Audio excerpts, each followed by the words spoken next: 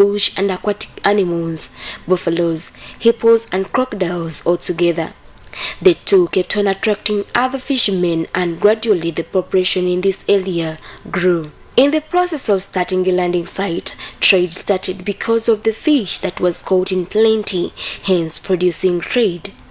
In the early 90s, the landing site attracted other fishermen from Kenya, Tanzania, the Jaluos and others from other parts of the country. It became a very serious landing site, and with time the population continued booming. Masese boomed because of the fish in the water, and it was exported to other East African countries, giving it a platform to continue engaging in fishing and trade since the population had grown. Islands in Lake Victoria all across the eastern part of the country like Bovoma, Zil, Biavana, Alibu, Luwelo, Dore, Lingila and others started bringing their goods. Amanya Zekayira Julius Nabambula, ndi kansala w'ekitundu kino ky'e Masese mu Waluka Masese Division mu Jinja Municipal Council. Era ndi mwana muzaale wa kitundu kino, nkulidde wano omwalo guno ogw'e Masese awamu n'abataka bonna ab'ekitundu kino ky'e Masese. Tuwangalira wamu, tuba bumu mu mbeera zonna. Masese gwe gumu ku myalo egisinga obukadde mu Uganda.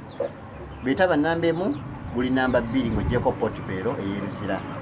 Omwalo guno mukadde nnyo era nga bw'ogambye ku byafaayo, omwalo guno gwatandikibwawo abasajja babiri, okwali omu gwe bayitanga Kabenge Kajiiko Elia Safi Kasirye, nga yali musajja muvubi ate nga muyizi. Yayiganga envubu, nayiga embogo, nayiga n'ebisolo ebirala eby'enjawulo mu nsiko. Ye yatandika omwalo guno okusinziira ku mawulire ge tufuna okuva ku bajjajjaffe ne bajjajja bazze baddawo. Era omwalo guno mukadde guweza emyaka nga 15 egy'obukulu. Nga abakulu abo benkugambye batandika omwalo guno batandika okuvubanga ebyennyanja. Bwe bavuba ebyennyanja ne basikiriza abavubi abalala okuva mu bitundu ebirala ne bajja ne batandika okubeegattako. Nga abavubi abamu bava mu bitundu by'e Kenya okusinga ddala Abajaluwo bajja ne beegatta ku bavubi abaali wano, ne bongera okugaziya omwalo ne gukula ne gufuuka mugazi.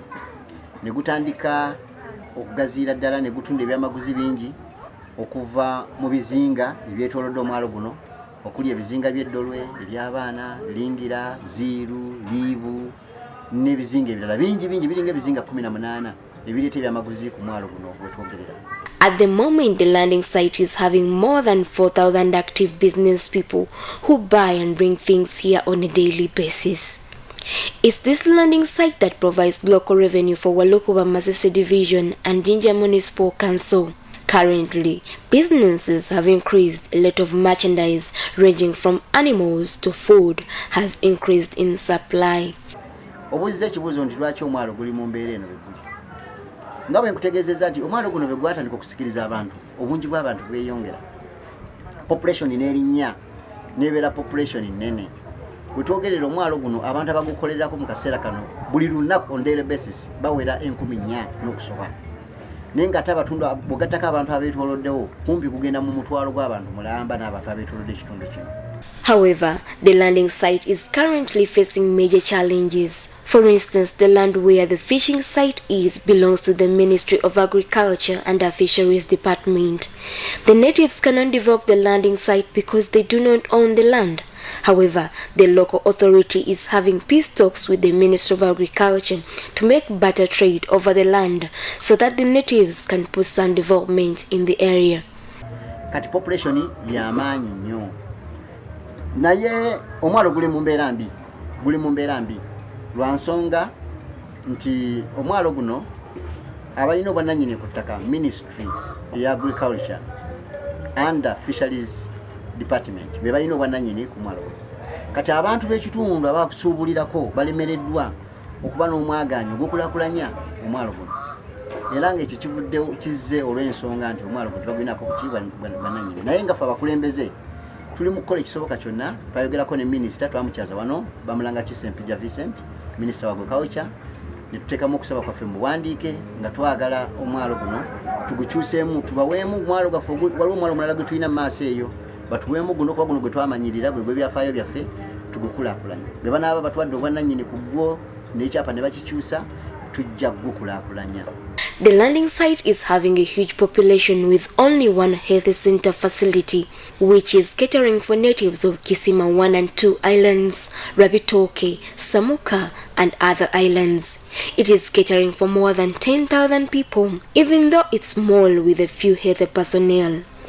And that's why health-related diseases like cholera, diarrhea, and other hygiene-related problems are rampant. In fact, the whole landing site has only one public toilet, which was constructed by the World Bank through Slum Dwellers Association and ACT Together, and it is in a sorry state. It is very difficult for people in Masese to dig toilets because the water springs are in the soil everywhere. Amanya gange mpitibwa Kasujja Gerard. Natuka kuno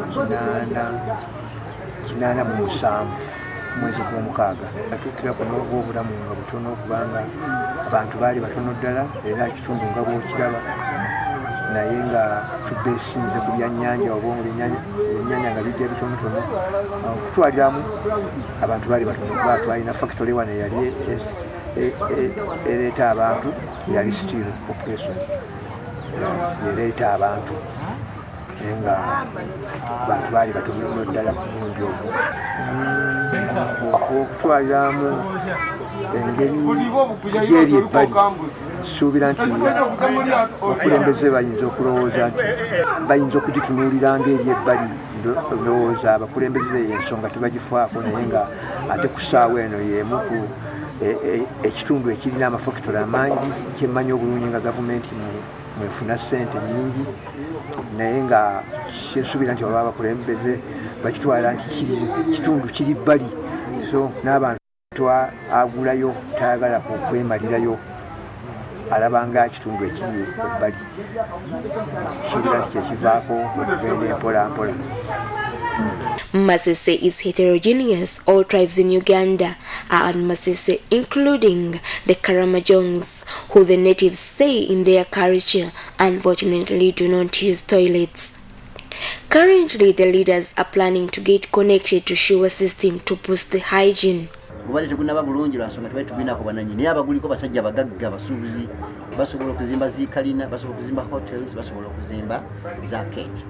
Ensonga eyokubiri bw'otunuulira Kasasiro wuuyo yeeyongedde obungi ne toilet eriemu ne health center giraba bwefaanana mbi lwansonga nti gavumenti tekyatuwa ssente zimala.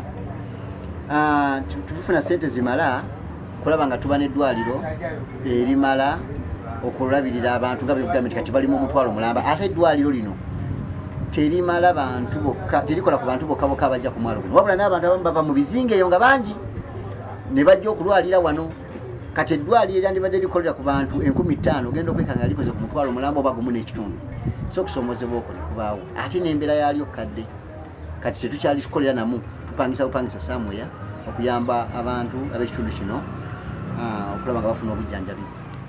Abantu b'ekitundu kino balina okusomoza okulala okw'endwadde eziva ku bukyafu nga kolera waliwo kolera yabalukako wano ebidduka n'obibonyaabonyanya abantu lwansonga nti tuli ku mwalo era tulina essuubi nti singa gavumenti eyongera okutuyamba oba oliawo tuyinza okutereza embeera eziva ku bukyafu nnyingi lwansonga nti n'amatoyireti gennyini wadde nga population nnene abantu tebasobola kusima toilet zimala nti ettaka lyaffe bbi bw'osima ligwamu waliwo amazzi agava mu nsulo wansi ne gajjuza zi toilet abantu ze basima ate enkuba bw'etonnya ne zijjulira ddala toilet ne zibooga ne zitandika okukulukuta ne zigenda n'emukoka balirira embeera eyo olwaliro tuba tulina okufuna so era kituli mu kulwanako ng'abakulembeze kwe kulaba nti tufuna connection eya sewer system okuva mu national water tulabe nga tukozesa toys repeat tukozesa toys zino eza sewer ez'emidumu zibe nga zitwala kazambi kubanga embeera gye tulimu mbi ate n'ekyokubiri bw'otunuulira omwalo guno gw'e Masese n'ekyalo kyonna okutwaliza wamu tulina abantu ab'amawanga ag'enjawulo amawanga gonna agali mu Uganda weegali wano ku mwalo gakuŋŋaanira ku mwalo guno tulina Abanyankole Abagisu Abaganda Abakiga Abasoga Abatoolo Abakalamojja n'amawanga amalala abamu Abasudani tubalina wano Bannakenya tubalina wano Abajaluwo n'abalala kati abantu abo bwe bajja waliwo abantu amawanga getumanyi wano bulungi nga bannaffe abakalamoja tebamanyira kozesa toilet bagenda ne beyambira mu nsiko eziriranyewo ekintu ekyongedde obukyafu okuyonga naye kati bagenda tubasomesa nti kyetagisa mube nga muyambira mu zitooyi tubona obukyafu nga bwe tukubiza n'abantu baffe wewawo embeera mbi twerwanirwaneko tukendeze ku mbeera ey'obukyafu ekitundu kyaffe kibeere nga kiba kirungi ate nga naffe tuli balamu. Ignorance and high level of illiteracy is common among the fishermen at Masese landing site, and this has escalated the rate at which HIV grows.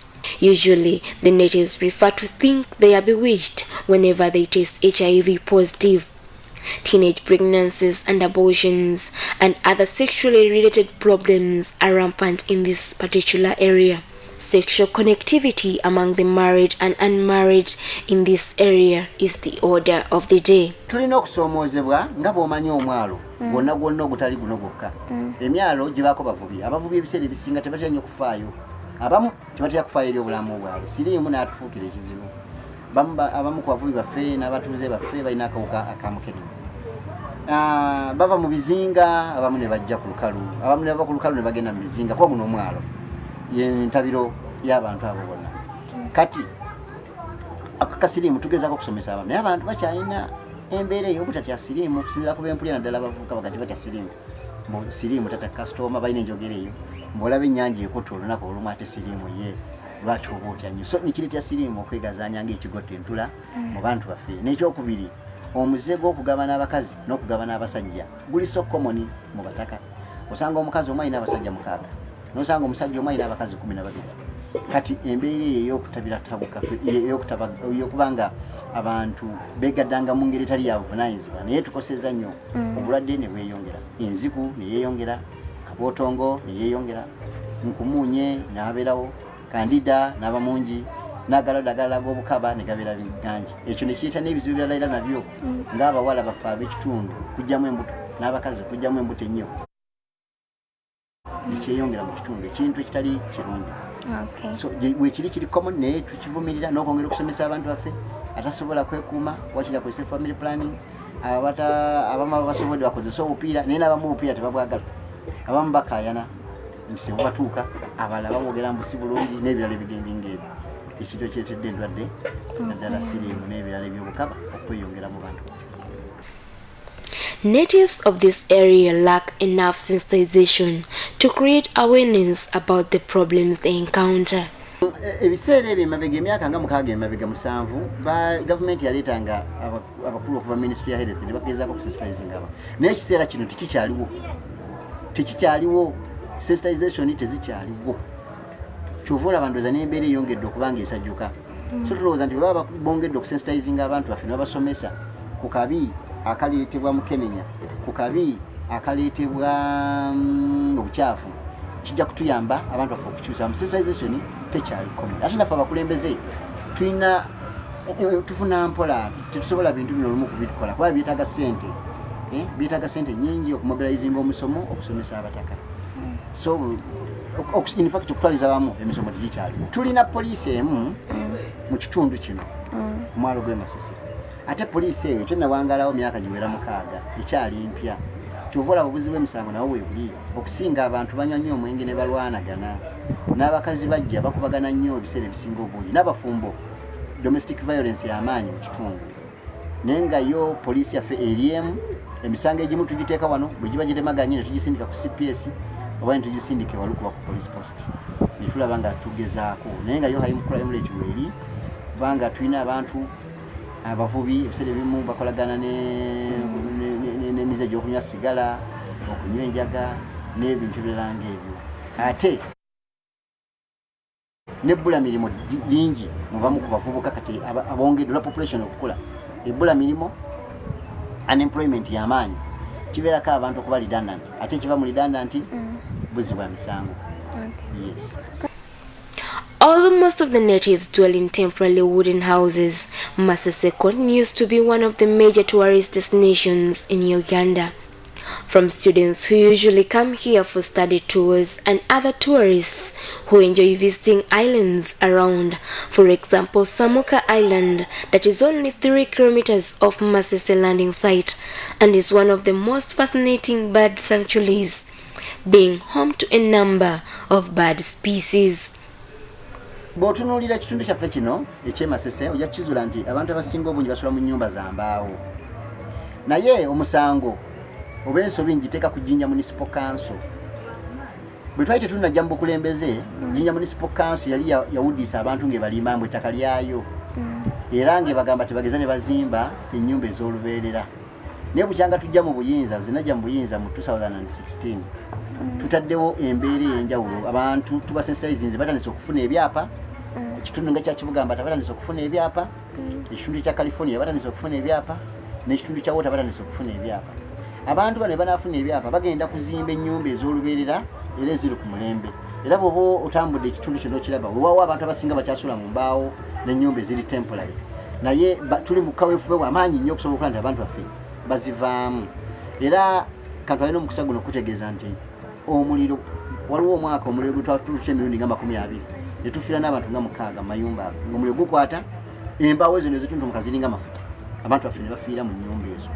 Naye kati tuli mu kanso twagitegeeza nti ttaka si lyayo, ttaka ly'abataka. Abataka batandise okwekolamu omulimu okufuna ebyapa, bakulaakulanye ettaka lyabwe. Eyo siteepu eri mu kugenda mu maaso era tuli mu kugirwanako nnyo nnyini ddala. By the way, omwalo guno ogw'emasese gwe gumu ku myalo mu Uganda egisinga okulambulwa, nti tufuna abagenyi abalambula omwalo guno omwaka tuyinza okufuna abagenyi abasukka emitwalo ena abalambuzi obulambuzi omwaka ogwo. Tewali ssomero mu Uganda litajja ku mwalo guno ogw'emasese kubanga abasetinga UNEB bagugazeetinga mu gumu ku myalo egibuuzibwa mu migezo. So abantu bajja mu bungi. Naye okusoomoozebwa gwe tulina okusigala kuba kati weewuunye tulina waliwo ebiseera ebituuka nga tulina abagenyi 2,000 oba 3 bazze buzzi lunaku olwo lumu, naye nga tulina katoyi kamu nga boogazi ketukayanira abasuubuzi ke bakayanira abatuuze abatalina be bakayanira ate n'abagenyi nabo ke bakola